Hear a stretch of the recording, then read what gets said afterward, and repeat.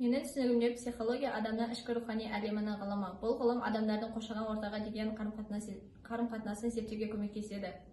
Жалпы алғанда адамдардың қарым-қатынастарын зерттеу үрдісі өте қиын, себебі түсіну қиын. Әрбір адамның ішкі әлемі ерекше және бірегей. Сондықтан психология адамдардың өмірінде маңызды рөл атқарады. Бұл ішкі жеке мотивтерді адамға жетелейтінін, оның мінез-құлқына және іс-әрекетін анықтауға көмектеседі. Ал менің өз өмірімдегі психология маңызы өте ерекше. Өйткені мені қоршаған нәрсе менің ойыма әсер етеді. Психология мені өз-өзімді жақсы меңгеруге көмектеседі. Адамның жеке қарым-қатынасын тиімді түрде қалай қалыптастыратындығын және ең бастысы отбасы мүшелерімен және туыстарымен қарым-қатынас жасауда пайда болған қиындықтарды жеңуге көмектеседі. Психология өз-өзімді тануыма, қызығушылығым арқылы жақсы мамандық таңдауыма себепкер болды деуге болады. Психология жеке тұлға болып қалыптасуымның алғашқы баспалдағын құрастыруыма көмекші болды. Әр адам мамандығын таңдар алдында ол қандай мамандық, мен кейін ол мамандықпен жұмыс істей аламын ба деген сұрақтарды қойып, қызығушылық танытқан мамандығына өзін психологиялық тұрғыдан дайындайды. Мен де шешім қабылдар алдында өзімді психологиялық тұрғыдан дайындадым.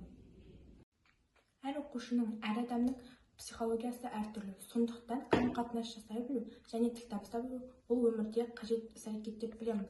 Сондықтан адамзат өз психологиясын жақсарту қажет. Бұл өмірде бізді әлдеқайда жеңілдетеді және бұл басқа адамдардың жүрегін жаулауды үйретеді.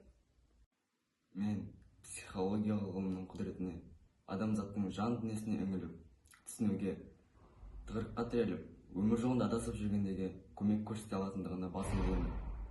Болашақтан кілт екендігіне сенемін. Психолог адамның сырласы, баланың қабілетін көруге ынтызар адам. Мектеп психологының еңбегінің басқа еңбектен айырмашылығы ол еңбектің нәтижесі адам. Психологке отбасы мен қоғам ең қымбаттысын, өз елінің болашағын табыс етеді.